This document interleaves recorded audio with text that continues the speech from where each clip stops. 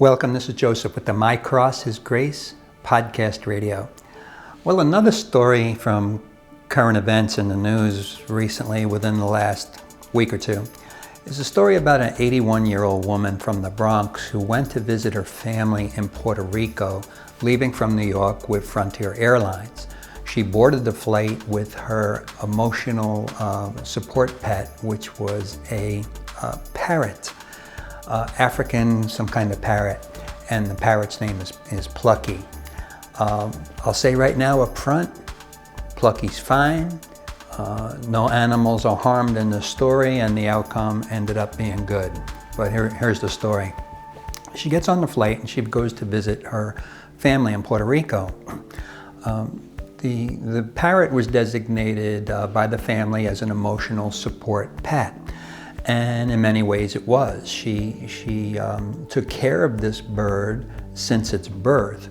And the bond between the woman and the bird became even stronger after her husband, Richard, had passed away. And so, any comfort that a pet would give you in terms of company and laughter and enjoyment was provided that way.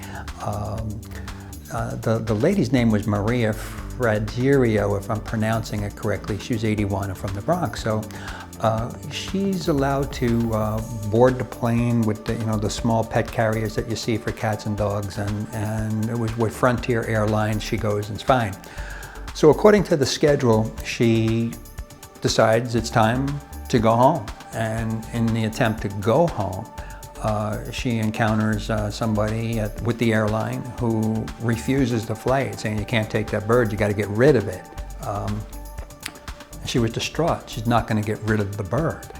And other people on social media, some people reading about the story, are saying, "This is stupid. With all the stuff we got going on in the world, this is even a story." And so you have people in the comments making comments pro and con. So time passed, and somehow or another, Maria, the owner of the parrot, got in touch with a news organization in New York and said, "Hey, her husband had passed away. He worked with emergency services, I believe, in New York, and had succumbed to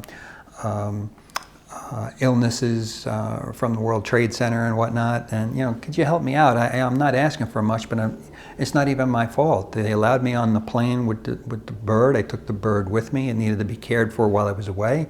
I cared for it. It's time to go home, and they won't let me on the plane. I'm stuck here. And what's the woman to do?" Well, fast forward. I don't have all the details, but somehow or another, she's returned to New York with the bird.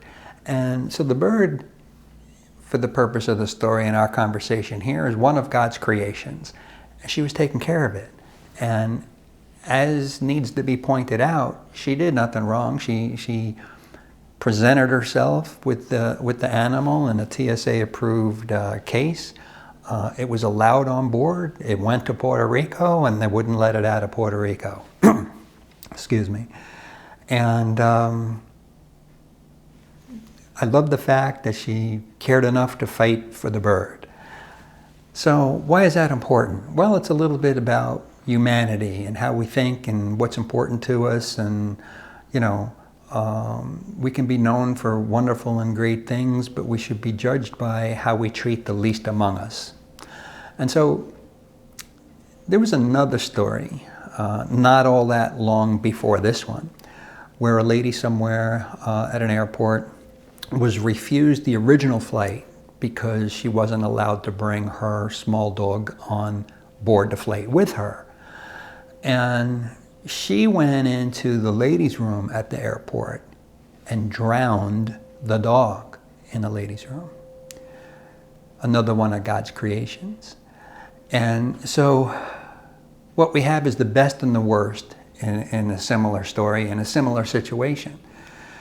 And it gives us the chance to talk about things like that, all right? The woman in the drowning incident where she drowned the pet, she was arrested and charged. And the lady that owns the parrot is back in the Bronx and happy to be with Plucky, the parrot. But it helps to point out that we got to take time to stop, to smell the roses, to relax, and to appreciate all those evidences of God around us that we very often take for granted. We have a bit of heaven on earth just by the enjoyment of each other, the good that we see in each other, and as well as in God's creation, to include the pets who share the planet with us. Another interesting pet-related story in the last couple of weeks here was out in Medford, Long Island, where there was a cat sanctuary called Happy Cat Sanctuary. It was created by Chris Arsenault, who used to be a Long Island Railroad conductor on the Long Island Railroad. And after his son had passed away in a motorcycle accident, he found some enjoyment by coming across a small group of about a colony of maybe 30 kittens or something somewhere, and he decided to take care of them. And that changed his life. He created a cat sanctuary. Yeah, and he had over 300 cats there, and you're saying, oh my goodness, how horrible could that have looked like? And it was nothing like that at all. It was like a palace for cats. It was beautiful, it was clean, and they all knew him. They knew that this guy, among other volunteers and stuff, was there, who changed their water, who put out the food, who took care of the litter boxes, and the place was immaculate. It was clean. It was never cited by the local authorities for anything.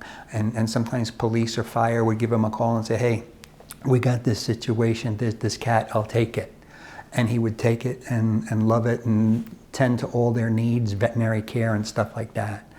And I wish we, would have known about him sooner, perhaps to offer some help in the work that he was doing. But what happened was, there was a terrible fire one morning, and actually it started like at 7 o'clock in the morning, and it destroyed the place. There were 300 cats there. About 200 or so were saved, and 100 perished.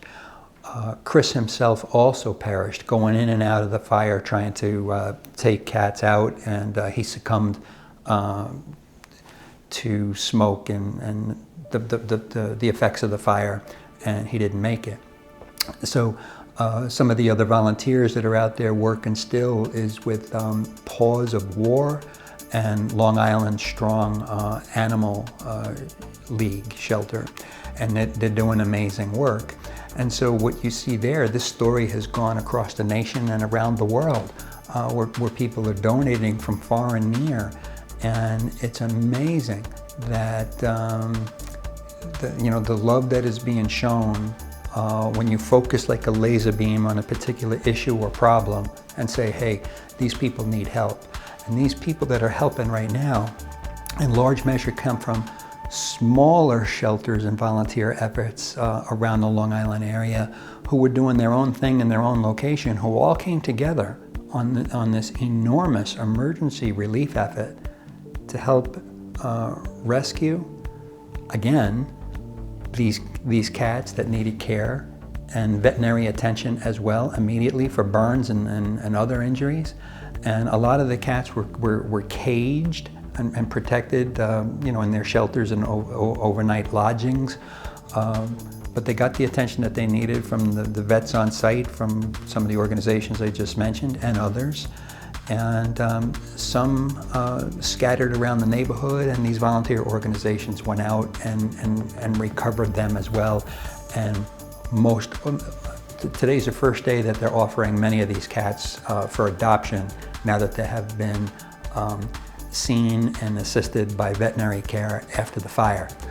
So the whole conversation here comes to God's creation and our place in it.